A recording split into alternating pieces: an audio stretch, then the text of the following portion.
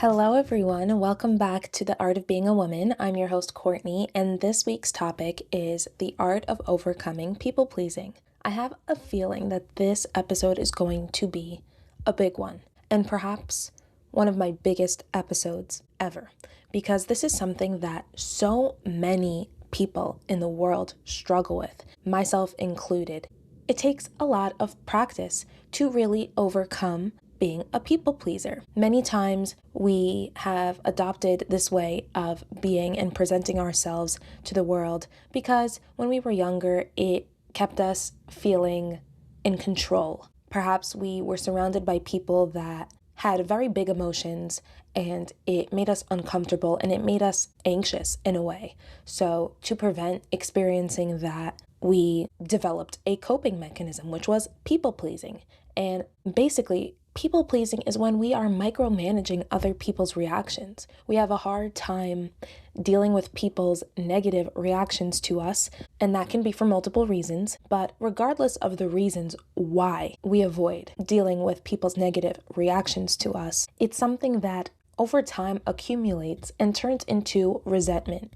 And something that I heard recently online by Naftali Moses, he basically said that resentment is frozen anger. And that is a great way to describe resentment. When we are people pleasing, that is what we're doing. Instead of us brushing our feelings aside, which we might think we're doing, we're really freezing our anger. It doesn't disappear. We hold it, we carry it. It becomes a burden on our heart. And eventually, it will catch up to us. Perhaps not in that specific relationship, but in other relationships, we might be less tolerant of other people. And perhaps we just unleash it on ourselves. We're less tolerant of ourselves for the things that we do and feel. So, as always, we're going to get into 4 steps that I posted on my Instagram account and my Threads account at She Is Artfully Woman. If you are not following me there, definitely do so. I post there more frequently. I'm on Threads every single day, and I do respond to every single comment, usually within 24 hours.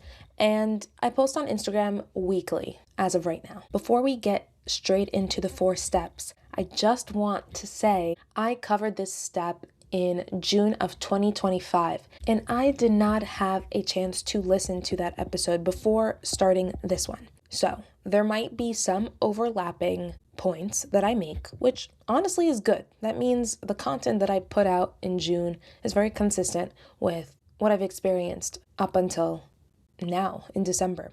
But I'm also pretty positive that I've learned a lot more in this area of life since then. So if by the end of this episode, you're looking for more conversation on this topic, I advise you to go back to season 1 of this podcast and go back to episode 27, where I cover this topic for the first time. Now, the 4 steps that we're getting into are as follows. Step 1, no people pleasing isn't kindness. Step 2, face the fear of disappointing others. Step 3, be okay with being the villain. And step 4, practice pleasing yourself first. Let's begin with step 1. No people pleasing isn't kindness. This is a big misconception. I feel like as a former people pleaser, I always thought that when I was people pleasing, I was being kind. I was being considerate. I was being thoughtful. I was putting the feelings and the needs of the other person above my own, and how humble of me to do so. But at the same time, what I was doing was ignoring how I was feeling inside and almost telling myself that how I feel didn't matter. At least it didn't matter as much as the feelings of the other person that I was dealing with. And at first, nothing dramatic happened when I did that, but over time and over the years of me just doing that in many of my relationships, I built resentment. And it wasn't necessarily resentment towards the other person, although I'm sure in the beginning that's what it was. I was definitely frustrated with other people. I thought they were inconsiderate. I thought, well, I'm bending over backwards and being accommodating for everyone else, but that's not always the case when it comes to me. But as I learned more about spirituality through Kabbalah and really grew up and became more mature, I learned that it's never really about the other person. Other people are mirrors to us. They show us our own baggage, and they allow us to see where we need to work on ourselves and improve. So when it comes to people pleasing, the lesson and the baggage that is surfacing is we need to value ourselves as much as we value other people. It's great to be a kind person, and it's amazing to be compassionate and caring and giving. But if we were to do that with no boundaries and no limitations, we are going to drain ourselves dry. And what is the point of doing that? Because then we no longer have the energy to help anyone, and we don't even have the energy to help ourselves. Not only that, when we choose to be people pleasers and we know what we're doing, we're avoiding that discomfort, we're avoiding that conflict with another person. Not only does it cause us more pain and more suffering, it also damages the relationship that we're in, because now the person that we're in a relationship with is used to us giving so much to them that is not a sustainable amount to give. So if you are someone that is trying to overcome people pleasing, really consider those two things. Do you want to cause yourself additional unnecessary suffering? I'm assuming not. No one wants to do that. And on top of that, do you really want to get yourself into a situation where the expectations of you are so high and unattainable that not only will it leave you drained, but it will cause an even bigger disappointment to the other person because they were so used to a version of you that doesn't even exist, because that is not our most authentic self. When we sacrifice our own well-being so that other people aren't upset with us or angry, disappointed, fill in the blank, that's not the real us. That's a scared version of ourselves. And our most authentic selves is not scared of anything. Step 2, face the fear of disappointing others. One of the biggest reasons why we are people-pleasing is because we don't want to be the cause of disappointment for other people. And perhaps it's not just disappointment, perhaps it's anger as well. We don't want someone to feel as if we are the cause for their pain and their suffering, and perhaps we do enjoy just being that helpful person, that kind, compassionate individual in a relationship, in a family. Something that I was unaware of when I was people-pleasing very heavily was that disappointment is not bad, and it shouldn't be avoided because it's a part of life. How many times have we all been disappointed, whether it's by other people, by situations and circumstances in our life? It happens. There's no way to avoid it. We can try to run away from it, but eventually it will catch up to us. And we're going to have to accept that sometimes things don't go our way, or at least they don't go the way that we expected them to go, or the way that we think it should go. When you really get to the bottom of what disappointment is, it's truly when we're too attached to specific outcomes. Because if we really trust that every single thing that we experience is for our highest good, then why would we be disappointed with what life is presenting to us? It's because we think things should be better than it seems. We all experience that from time to time in life, and it's okay. That's how we end up going within and self-reflecting and really getting to that awareness that even if we don't understand why things are happening the way that they are always for our highest good. And we get that opportunity to surrender into the unknown, surrender to God, the Creator, however you want to refer to a higher source. Now, that's just from our point of view. When we are disappointed with the things that other people do, and we're disappointed with how things unfold. But that accountability that we're holding for ourselves, we need to extend that onto other people. We have to allow other people to experience disappointment, and we need to allow them to face it by themselves. We don't need to console them through it. We don't need to apologize when we're not people-pleasing. We don't need to do some other favor to make up for the fact that we couldn't be exactly what this person wanted or needed in the moment that they asked us for something. We need to let them feel full-on disappointment because it's what's going to allow them to grow. And not only does it allow them to grow, it allows your relationship to grow. Imagine you never allowed someone you were in a relationship with to be disappointed with you. And the first time you do that, the first time you allow them to be disappointed with you, they end the relationship. Honestly, that could have been avoided a long time ago had we allowed that person to deal with disappointment early on. We would have learned that they can't handle it. They can't handle hearing no. They can't handle things not going their way. There are some individuals that are like that. It just means that they still need to mature in that area of life and in that area of dealing with disappointment. But ultimately, when you are in a relationship with someone and you allow them to be disappointed with you and the decisions that you make, you create more honesty in the relationship. You're more vulnerable. You're not hiding. You're not scared of them.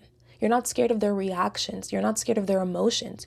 You allow them to be their honest self. If they're upset, they can be upset, but you're also being honest with yourself and you're respecting how you feel as well. And you don't feel like bending over backwards to accommodate someone. Obviously, I'm not saying to never be accommodating, never be giving. Those are some of the most beautiful traits to have as a person. But there always has to be a balance. Too much of a good thing ends up not being a good thing. If we can really face the fear of disappointing others, we will truly clear out so much resentment that we've been creating, and we will also have less social anxiety. I think a lot of social anxiety comes from this fear of disappointing others and not living up to the expectations of whatever people might have of us in their head. So if you ever catch yourself thinking about how someone is feeling about you, what they might think about you, remind yourself that they're allowed to be disappointed by you. They're allowed to be unimpressed. They're allowed to be angry, upset. And that doesn't change anything. It doesn't change who you are as a person. It doesn't change how giving and caring and kind you are. This is definitely something that is hard to do if you have not practiced it. But I promise over time, you will gain more confidence and it will be a lot easier for you to disappoint others because you'll really understand that it's not personal. Because as we mentioned in the beginning of this step, disappointment really means you're attached to an outcome. So when someone is disappointed with you, they're only disappointed because they expected something from you, they expected something from life, and they didn't get it. Well, newsflash, that's life. We don't always get what we want. We get what we need. Step 3. Be okay with being the villain. I really love this step. It was not in my original podcast episode in June, but based on everything I've learned with people pleasing since June, this was so necessary to add to this topic because sometimes we can handle the disappointment because it's quick. Perhaps someone asks us for a favor and we're just really drained emotionally. We don't have the energy to really burn ourselves out and do something for someone else. So we tell them, no, we can't. It doesn't work out for us. And they're disappointed, but they get over it. The day moves on and it's like nothing even happened. Sometimes we get lucky and that's all there is to the situation. But in other relationships, it can get trickier. Perhaps with family, perhaps with romantic relationships where there are more expectations as to our role for one another. Things can get sticky. Honestly, I don't know how else to phrase it because these are the relationships that we're in for life, for the most part. When we know that we are going to be surrounded by certain individuals for our whole life, it's more than just not wanting to be a disappointment to them. We don't want them to see us as a bad person.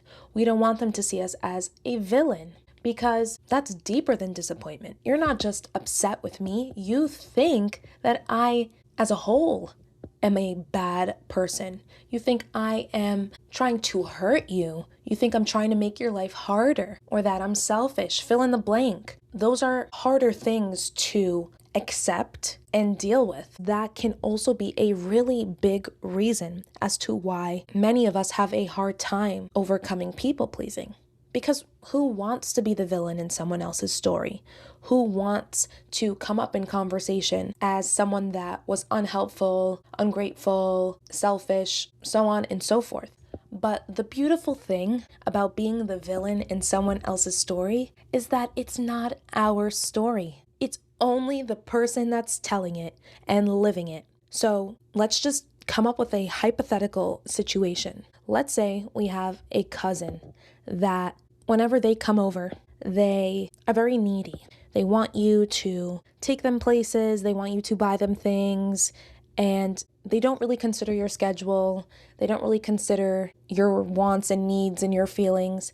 And if you don't bend over backwards like you always do when they come around, they start talking to other family members. Now, there's going to come a time where we just have had enough. Or we listen to this podcast and we realize, you know what, I just want to be done with this. I'm a little sick and tired of holding this resentment. So you put your foot down with this cousin the next time they come over, and they're clearly disappointed. They're verbalizing how disappointed they are and how they think that you're being insensitive, that this is what family does, this is what we do for each other, I would do the same thing for you, so on and so forth. But then they go talk about what you did with other family members, and it spreads, and it becomes a big deal, a big scandal in the family that you were selfish and you didn't help other people. It's in those moments that we really have to allow that person that sees you as that villain to enjoy it.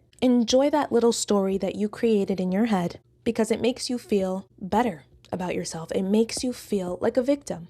It makes you feel as if nothing's your fault. You don't have to deal with your emotions and your discomfort and your disappointment. So you put it onto other people. You start talking about your distorted view of another person to feel better about yourself. And if we just put ourselves in that cousin's shoes for like 5 seconds, we know that that person never really feels good deep down. It doesn't feel good to feel like a victim. It doesn't feel good to talk bad about another person to multiple people. And on top of that, it doesn't change anything because you didn't get your way. You're not being given an opportunity to take and take and take from another person. And the only way that you're going to get out of this mentality and this negative perception of another person is if you grow up and you mature. Now, on the flip side, back to the people pleaser's point of view, we have to give the other person the space to feel exactly how they feel, even if it hurts us, even if it makes us uncomfortable, because not everyone is going to like us. Not only that, if everyone likes us only because they can keep taking our energy from us, is that genuine? Is that someone that really likes us and appreciates us? Sometimes we have to say no to other people and allow them to be disappointed with us so we can see their reaction and see their behavior. It shows true character. And obviously people can change. So perhaps this cousin eventually does grow up and no longer comes into your life expecting things from you. But you have to give them the opportunity to go through those emotions and face themselves and detach yourself from it as much as possible, which can be hard if they're trying to bring other people into the mess that they created in their head. Eventually, what I've learned is that people will always notice your character. Over time, that is always what sticks with people. So yes, words might be shared about the things we've done, and it can be unsettling because it makes us look bad. But over time, our character will outlive those words, and it will be obvious and known what kind of person we truly are. And trust me, if you're a people pleaser, it's because part of you does enjoy being a giver. You do enjoy being kind, and you do have a lot of compassion for other people. But your goal and your lesson in this life is to really learn how to extend that to yourself. And we're going to get into that more in step 4, because once you begin to do that, once you start to balance out that people pleasing and you extend that pleasing to yourself, you'll find it a lot easier to navigate these sort of situations where you have to be a villain in someone else's story and you have to disappoint them and let them down. Step 4. Practice pleasing yourself first. I was listening to a Kabbalah lecture this morning, which is something that I try to do every weekday. It really just sets me up for a great day. And this lecture covered so many amazing topics, and I honestly can't wait to use that inspiration into more content. But one of the biggest things that stood out to me was the reminder that as much as we want to be kind, compassionate, caring, giving, loving people, we don't have an unlimited source of all of that energy. We just don't. We're not God. Only God can do that. Only God can give endlessly and never deplete and never run out. So the only way to give often and be kind often and accommodating often is if we do the same to ourselves and we recharge our energy as well. How do we do this? We do this by having boundaries. We do this by saying no sometimes. We do this by really weighing out what's truly kind for everyone involved, not just the other person. So let's go back to that example of that cousin. If that cousin shows up to our house and starts giving us a list of all the things they want to do for the next few days while they're at our house, give yourself a moment to really pause and think. If you were to consider doing everything this cousin asked you to do, how would you feel? Short term, you'd feel fine because at least you don't have to deal with whatever might surface if this cousin gets irritated, as in they'll start talking about you to the whole family, they'll make a whole scene, who knows, maybe they'll yell at you, start insulting you, I don't know. So either we can give in to the cousin so that we avoid that experience, but if we choose to go down that road, we also know that we're going to feel very resentful the whole time that they're here, because we know we're doing a bunch of things that we really deep down don't want to do. And sometimes we don't always know why we don't want to do something. We just know that if we ignore how we feel and we don't respect that we don't want to do something, we're going to be very angry and build resentment. So that's one option. Or we can choose to learn from our mistakes in the past, decide we no longer want to accumulate this anger, and we decide by being honest and expressing that we don't want to be doing these things anymore. We don't want to be going out of our way because we just don't feel like it. And we experience that release of all that built up resentment that we really were holding against ourselves. And we also allow other people to deal with their own emotions. We allow that cousin to be disappointed. We allow them to unleash whatever negative emotions they try to unleash on us. And we accept it all because we know that that is truly the kindest thing that we can do if we want to have genuine relationships with the people around us. Because it's not kindness if you don't feel like you have a choice. It's not kindness if you do something out of fear. That's what really builds that resentment. We should always aim to be giving from a very clean and neutral place where it doesn't feel like fear or avoidance of something uncomfortable. And although that phase of being a villain in someone else's story is uncomfortable, honestly, it can be very uncomfortable. I'm not even going to sugarcoat it. At least you'll know that in your own life and in your own head, you have your own back and you love yourself and you respect yourself so much that from that point forward, every time you are being kind and you are being giving, which is your true nature, it's coming from pure love and it's coming from your heart, and it's not going to be given to those that only like you when they can take from you. And I promise when you do that and you get to that point, you'll be so grateful that you stopped being a people pleaser. I hope you enjoyed listening to this episode. I really enjoyed discussing this topic again. I feel it was very necessary to cover this topic twice because it resurfaces more than once. If you are someone that has experienced being a people pleaser, you know that you are constantly tested with this because it's not something that you just learn overnight. You don't always know when to put yourself before other people, especially when you've been so unconscious with people-pleasing tendencies. So I hope that this episode really gave you some insight, and I hope it motivated you to really stand up for yourself. Even if you're afraid, allow people to deal with their own feelings and you focus and deal with your own, and you'll be so much happier. Thank you for taking time out of your day to listen to me. It means the world to me. If you enjoyed this topic, please rate this podcast and leave a comment. I would love to hear your thoughts. I hope you have an amazing week. I love you all. Until next episode, bye for now.